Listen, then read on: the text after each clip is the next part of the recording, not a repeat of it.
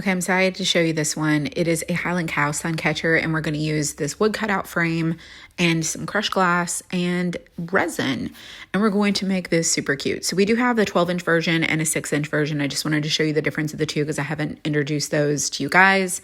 I mostly do the 12-inch versions.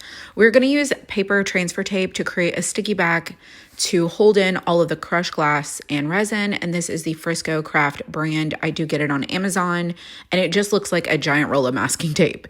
So you're going to put it on the middle of your paper transfer tape. I like to fold the corners in so that I can maneuver around with it when I'm using the crushed glass and shell to fill everything in. So I'm using just a wood stick that I got from Lowe's. It's like a quart-size stir stick, and I'm using it like a brayer to adhere the adhesive back to the wood cutout. So this is sticky, but it doesn't stick right away. Like you have to like really create some pressure and go around your edges. And I like to just do the whole thing. So just take your time, make sure that way you don't have any leakage when you add the resin. The colors I'm going to be using for this is Olive Meadow, Mocha Mist, Golden Honey, Chocolate, and Cosmic Coal.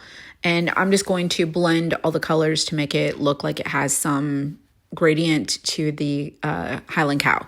And I think it's going to turn out lovely. And I'll show you in the end. I think it's adorable. But I just did my cow brown and I did richer colors. So we do make the chocolate color ourselves. We mix it and we tint our glass, and it is waterproof so that it doesn't bleed as well. So I'm using the Olive Meadow and the Golden Honey, and I mix the Golden Honey and Mocha Mist to do the face, and I mixed a little bit into the Olive Meadow. And then I'm using chocolate. So I did use another color that is so close to chocolate that I just was like, there's really not a difference when you add the resin. You can't tell there's a color variation. So we just stuck with the chocolate color. It was kind of like, it was more for us to figure out like what color of brown did we want to make, because we don't have like a rich brown. We have like that Mocha Mist, and it's got like a orangey yellow background to it. But I think the chocolate color turned out absolutely fantastic. So this is where I'm doing the chocolate, and then I'm using the Golden Honey and Mocha Mist to do some blending in the cutout to make that gradient look. So I just put in the glass, mix it around until I got the blend that I liked. And you're going to see in the end that it turns out really good. You can see it looks like it's got some dimension to it. So just use your finger, mix it around. You can use a paintbrush if you want to. There's no rules here. You can just do whatever you like. And if you have too much in certain openings, you can move it around.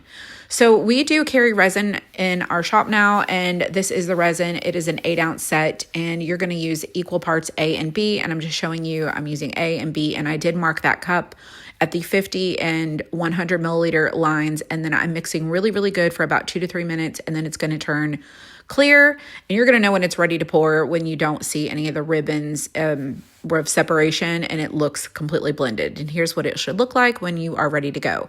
So I start by drizzling in the middle of my project so that the resin can level. This also helps to make sure that we don't have any leakage and spillover on the edge. So I start in the middle, let it level out, and then that way it can kind of work itself outward if I need it to. And then I just kind of, this is very sped up, so I am taking the time to like let it level out. I'm using this tool I got from the Dollar Tree just to make sure that everything is like blended and mixed the way that I want it to. And then I just finish coating the entire thing with the resin, and I go over the wood outline. If you don't want to do the wood outline, you would just use less resin, but you just want to make sure that you cover every single piece of glass. That way it stays stuck in to create this faux stained glass look.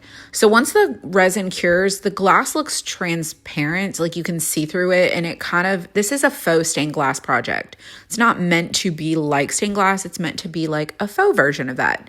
So that's what these are, and they you can hang them in your window. Just don't put it in direct sunlight or outside. So I used isopropyl alcohol. I don't even know how to say that, but you get the idea. It's 99%. You can use 91. Here's what it looks like. I did peel off that background for about 12 hours. If you want to get supplies, you can comment the word suncatcher. Thank you so much for watching, and I hope you follow me for more crafts and DIYs.